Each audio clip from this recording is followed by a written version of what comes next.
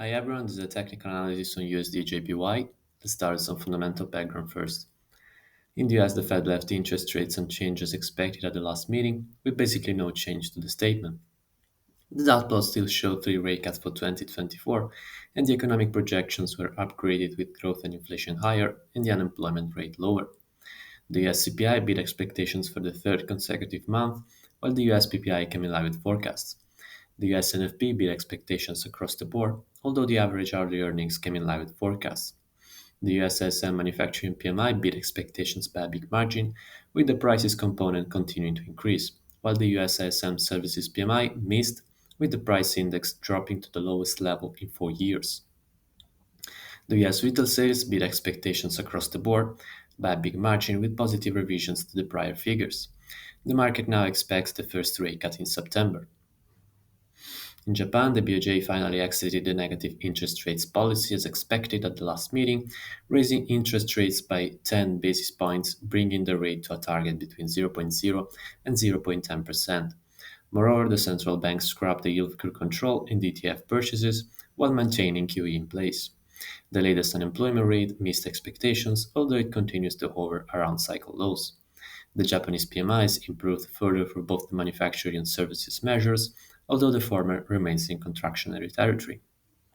The latest Japanese wage data came in line with expectations, the Japanese CPI came in line with expectations, and the market expects another rate hike from the BOJ this year, although the timing remains uncertain. Now on the daily chart, we can see the USD JPY got stuck in some consolidation here just beneath the 155 handle, as the market might be well awaiting some new catalyst to push into either direction. From a risk management perspective, the buyers will have a much better risk to reward setup around the previous resistance now turned support, where we can also find the confluence of the trend line and the 38.2% Fibonacci retracement level. The sellers, on the other hand, will want to see the price breaking lower to invalidate the bullish setup and position for a drop into this next major trend line around the 146 handle. On the 4-hour chart, we can see that we have another trend line here where the buyers can lean on to in case of a pullback. The sellers, on the other hand, will want to see the price breaking lower to position for a drop into the 151.92 support zone and target a break below it.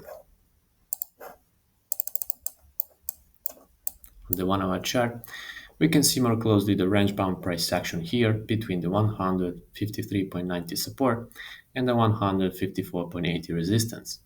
We can expect the sellers to step in around this top of the range with a defined risk above it to position for a drop into this trend line. The buyers, on the other hand, will likely pile in case the price breaks higher, although they will have a much better risk to reward setup around the trend line. Today we get the US flash PMIs. On Thursday we will see the latest US jobless claims figures, and on Friday we conclude the week with the BOJ rate decision, the Tokyo CPI, and later in the day the US PCE report.